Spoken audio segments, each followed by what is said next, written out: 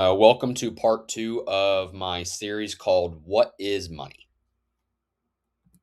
So, part one, which I highly recommend you watching before watching this part two, part one concluded that money is a thermodynamic ledger.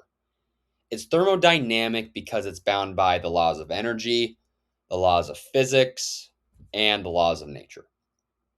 It's a ledger because it's essentially an accounting tool.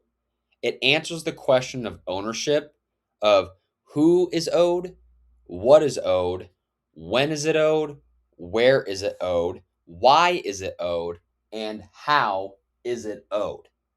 So, at its core, money is a thermodynamic ledger. And if you want a detailed explanation of that, go watch part one of my video. So, regarding money, part two, this video aims to answer three things. Number one, why do we need it? Number two, what are some historical and modern examples of money? And then number three, explain the problem and consequences with current modern day money. So, number one, money solves bartering.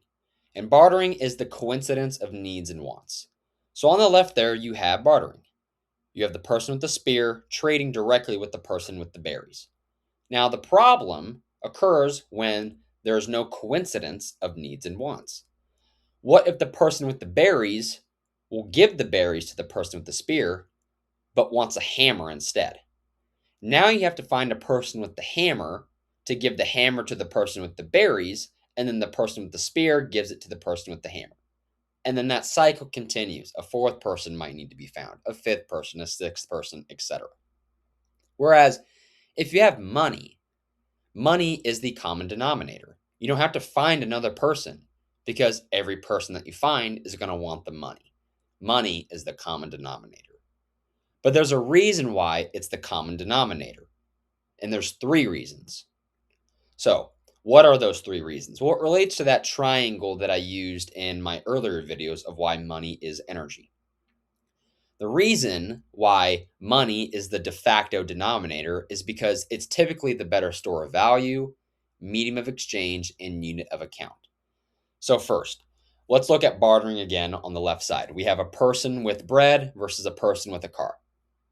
The person with the bread and the person with the car, they don't have good stores of value. The bread and the vehicle, they're not very durable in the past. The bread rots, the car degrades. They're not very secure because it's easy to steal all the bread or steal a car. And then they're not very scarce because it's easy to make bread and it's easy to manufacture a vehicle. Now, let's look at a medium of exchange, transporting your value across space. How are you going to transport bread or a car fast? It's going to take time. And it's going to be difficult to do that by yourself. It's not going to be mutual, most likely, because with the amount of bread you're going to be transporting or the amount of weight that the car has, you're going to need assistance from somebody else with a towing company, with a large truck or bin to haul the bread. That introduces counterparty risk. That introduces an intermediary, a middleman, instead of just doing a peer to peer trade. And then accessibility. Accessibility with the bread and the vehicle, they are not plentiful around the earth necessarily. Other people in different areas might have more access to certain breads or certain amounts of bread or certain types of cars, certain amounts of vehicles. And then as a unit of account within matter, the bread and the vehicle, they're not divisible, addable, interchangeable. How are you going to cut up all that bread? It's going to get into these tiny pieces. How are you going to cut up your car? And even if you could cut them up, the car wheel is different from the mirror, the hood, the door, the back, etc.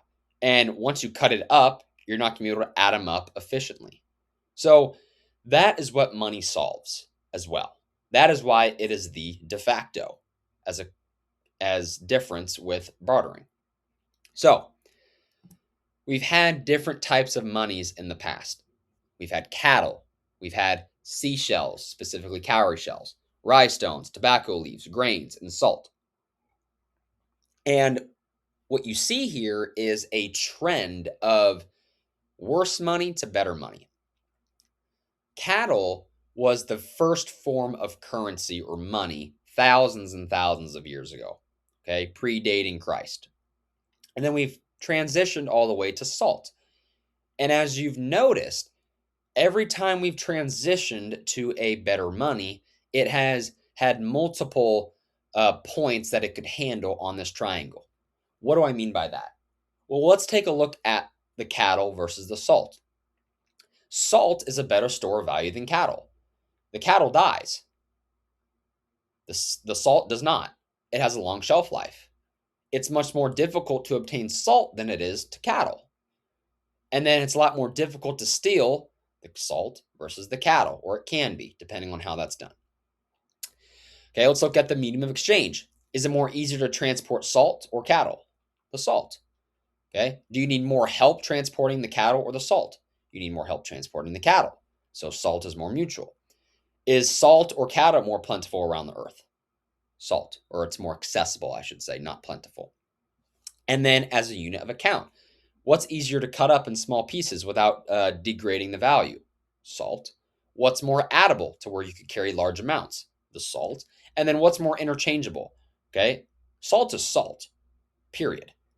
The cow, different sizes, different breeds, the leg is different from the head is different from the trunk, etc. So as you can see, society's preferred money has transitioned to poor money, cattle, all the way to the seashells, the rye stones, the tobacco leaves, the grains, and the salt. Okay? Now, it did not end with salt, obviously, because we don't do salt to trade today. But before we get into that, a little fun fact about money. Money is banned, it's outlawed in prisons. But that does not stop the prisoners, whether they realize it or not, they have a money. It's tobacco or it's cigarettes, ramen noodles, and stamps. Money finds its way in humanity because you have to have an economy, and that is where trade is done. Okay? And the reason why cigarettes, ramen noodles, and these stamps are used as money is because, well, number one, they're very useful. Everybody needs something to eat. You need to smoke something to, relieve some stress. And then also with the stamps, you can communicate with people. But they're also forms of money because they have long shelf lives. They're easy to store, easy to secure, they're easily identifiable, etc. All those traits that we explained on that triangle, these three things are the best of doing those things. So that's pretty cool. So, modern money. After salt came gold and silver. Now, gold and silver became the de facto money for pretty big reasons.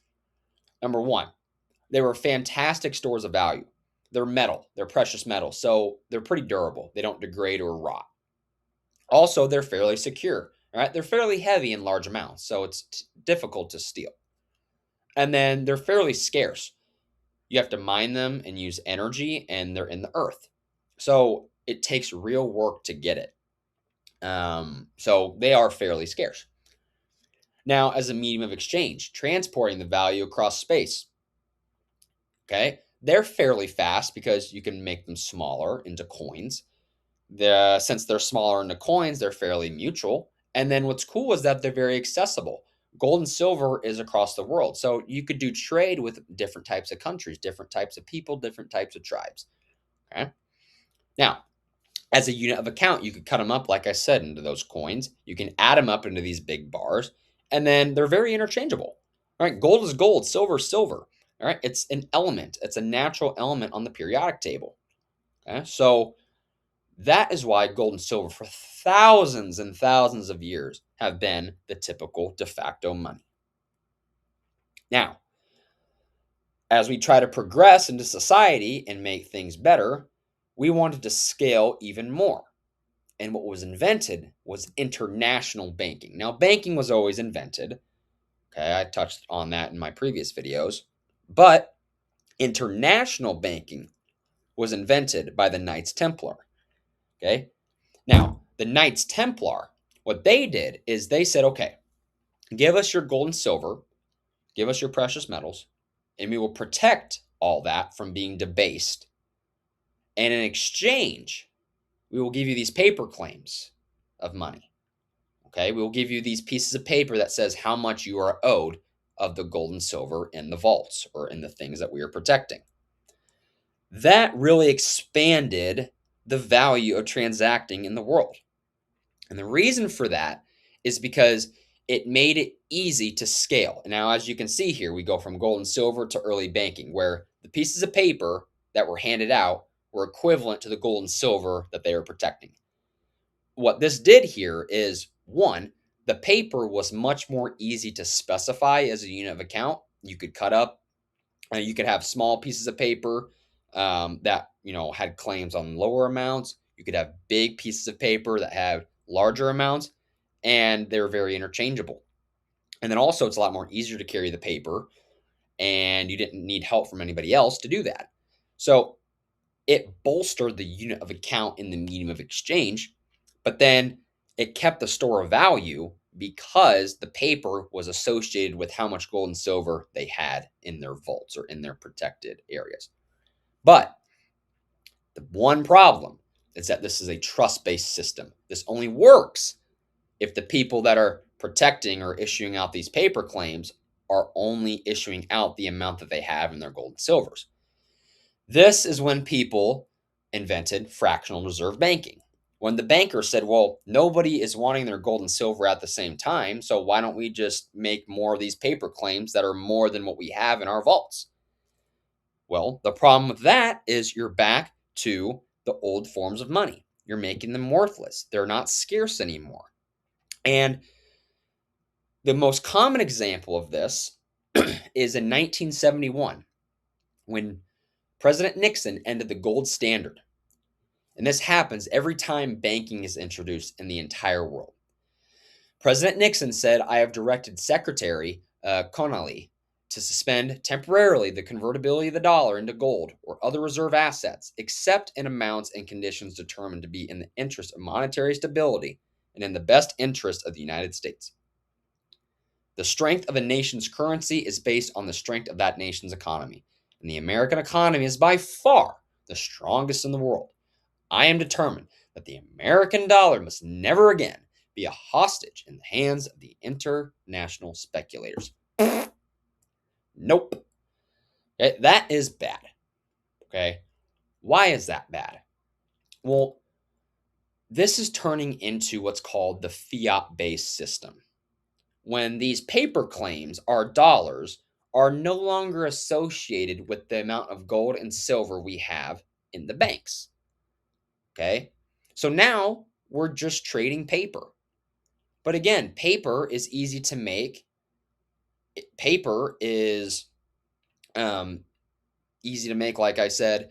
And yeah, that's the main problem, is that they're very easy to make. And when money is easy to make, society begins to break. But why?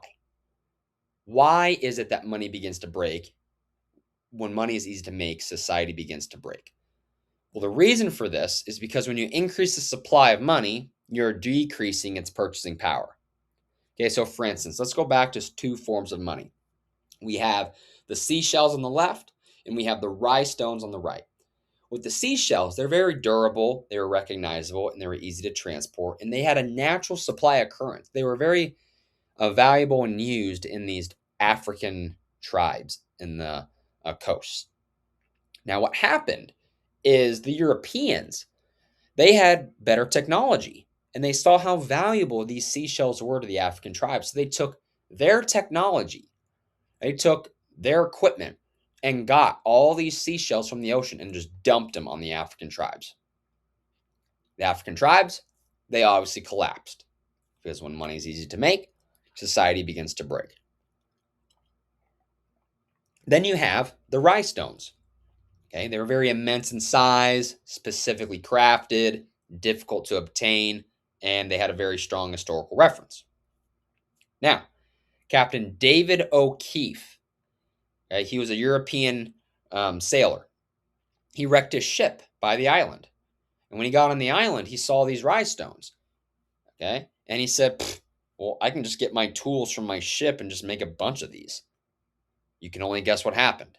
When money is easy to make, society begins to break. This gets into what's called inflation.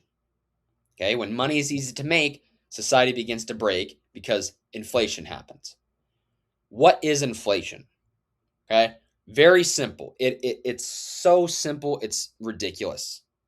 You have Mary Lou, you have a donut shop, and you have the world economy. Mary Lou makes $1 an hour. The donut shop sells their donuts for $1 a piece, and the world economy has $100 in it. Okay, now you could say that Mary Lou's hourly pay is a donut an hour, and that's worth 1% of the economy. The donut shop, their donut is about 1 hour of work, which is 1% of the economy as well. So you could effectively say the economy is worth 100 hours of work or 100 donuts. Okay? Now, what happens? You guessed it, hopefully. The Fed, the government. They say, we're going to print money. And for easy math, let's just say we're going to print money 10 times. Okay? So now, the economy went from $100 to 10 times, which is now $1,000. So now, the economy is on paper worth 1,000 hours of work and 1,000 donuts. So now, Mary Lou takes her dollar and goes to the donut shop. And the donut shop sees that Mary Lou is giving them $1, the same as last time. But that dollar is no longer worth 1% of the economy. It's worth 0.1% of the economy. And the donut shop sees this. It's like, well, wait a minute. We're getting robbed. Where's our profits? We need to keep getting 1% of the economy. So we need to do something ourselves. We need to make a change with our business. We need to either raise the prices of the donut, shrink the size of the donut, or find cheaper alternative ingredients of the donut by 10 time fold. Because remember, the economy money supply grew by 10 times. So now they have to figure out what they're going to do with their 10 times. Okay. They could increase the price by 10 times. They can increase it by 5 times, and then the size by 4 times, and then get cheaper ingredients by 1 time, whatever combination they want to do. But for easy math purposes, let's just say they increase their prices 10 times. So now the donut's no longer $1 a piece, it's $10 a piece. So now, whenever they get $10 for their donut, they're now getting that same 1% of the economy that they were last time. So they're saying, phew, look at that. Now our sales are the same as they were. So now Mary Lou goes, well, what the heck? What the heck? Now I need $10 for the donut? That's 10 hours of work. And my $1 can only get me a tenth of the donut.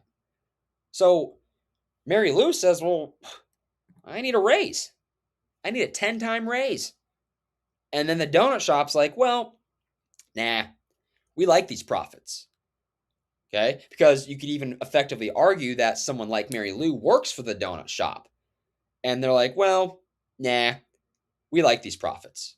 Or we'll only give you a 1-time raise or a 2-time raise because the government says inflation's only 2% or 1% because of CPI.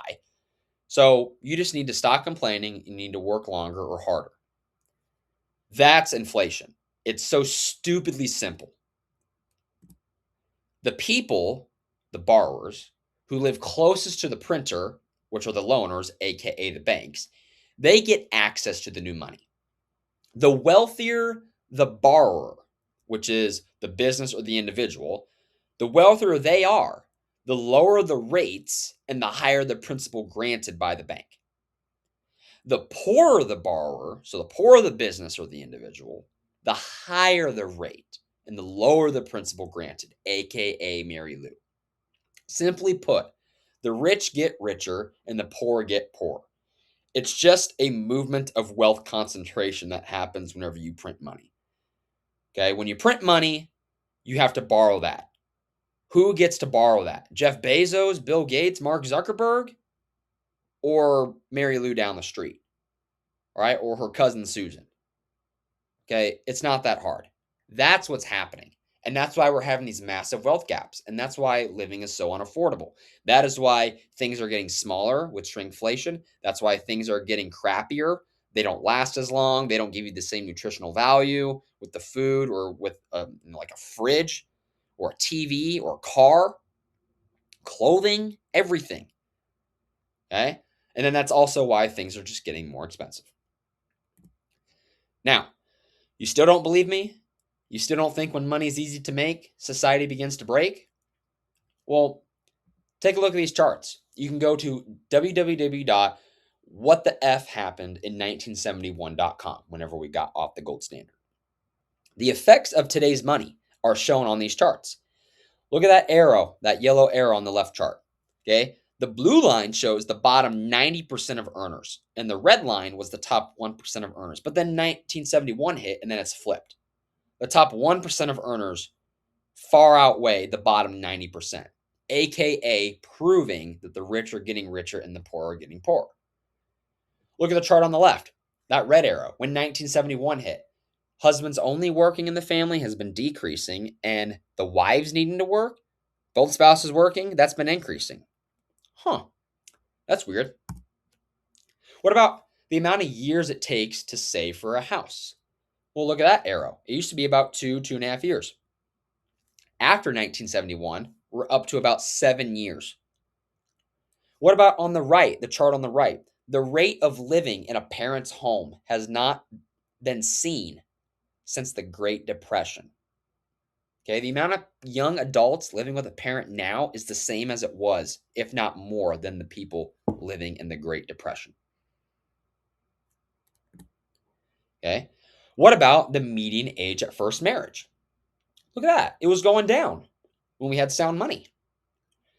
But now look, people are getting married later, ever since 1971. What about on the right?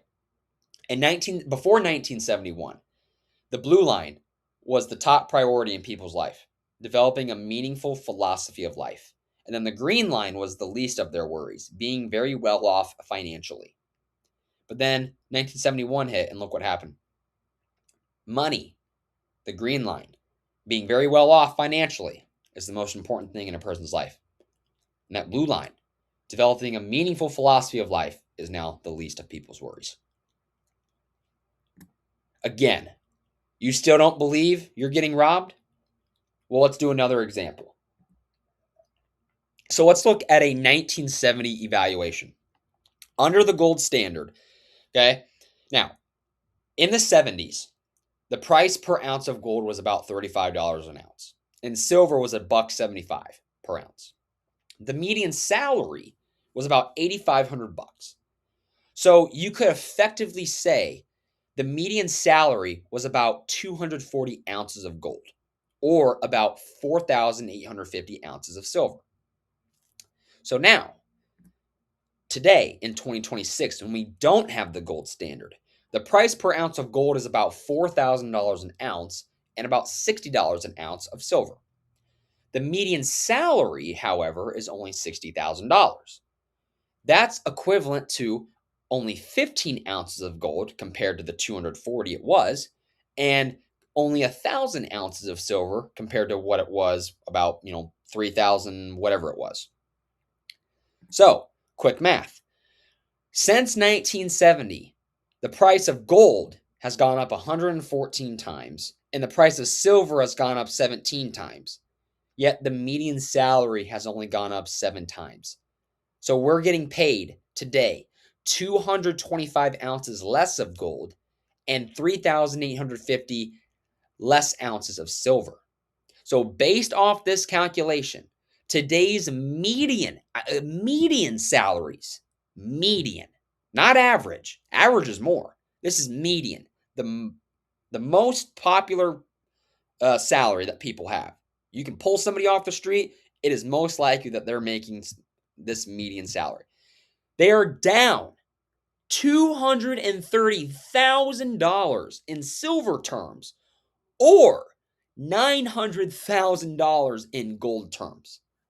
So the median salary today, based off of silver, should be about $290,000, or based off of gold, it should be basically $1 million. That is crazy. That is what's happening. You are being robbed using these dollars. It's the biggest scam in human history, and nobody talks about it. Nobody thinks about it. Everybody talks about the good old days back then. Well, I'll give you an example of why this is true. In the 40s, Warren Buffett was 14 years old, and he saved up $1,200 and purchased 40 acres of farmland outside of Omaha, Nebraska. And he did this selling Coca-Cola, selling bubble gum. He had newspaper routes, and he also had a pinball business. The median price per acre of farmland in the same area today is 10 grand.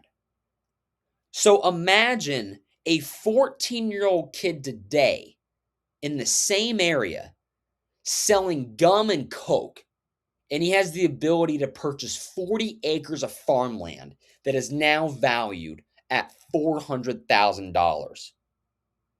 That is what Warren Buffett did in the 40s because he had sound money. Okay? The good old days have nothing to do with, the phones or the media or all these different things that they say. It's because of the money. It's because they had sound money. Okay? Today, we don't have sound money. Life is harder today because we don't have hard money. Okay? And everybody's going to try and find out who's to blame. It's the Democrats' fault. It's the left's fault. It's the liberals' fault. Okay? Well, what about the right? What about the Republicans, the conservative? Okay? The right side. It doesn't matter who it is. Any political person on either side, it doesn't matter. Regardless of left or right, they print money and they take on debt, and it doesn't stop. So, what do we do from here? Well, we need a solution, and that is going to be part 3 of this video. Part 3 of this series will be finding the solution to this, getting back to sound money, hard, sound, good money, and what we need to do to finally get rid of this, to end this largest scam in human history. So thank you very much for watching. This was part 2 of my series. I hope you enjoyed it. Please give me some comments, some feedback, what you liked, what you disliked, what you learned, what you already knew, some things that you want to see in the future, and share this with your friends and family because we need to make some change. And we need to educate people on the largest scam in human history. Thank you, and God bless. Have a good rest of your day.